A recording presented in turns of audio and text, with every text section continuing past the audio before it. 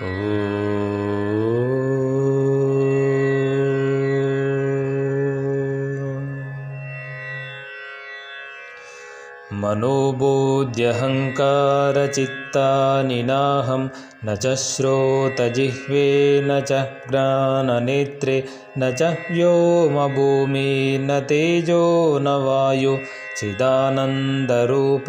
शिवोऽहं शिवोऽहं चिदानन्दरूप शिवोऽहं शिवोऽहं चिदानन्दरूप शिवोऽहं शिवोऽहं न च प्राणसंज्ञो न वै पञ्चवायु न वा स्वाप्तधातुर्न वा पञ्चकोश न वाक्पाणिपादौ न चोपस्थपायु चिदानन्दरूप शिवोऽहं शिवोऽहं चिदानन्दरूप शिवोऽहं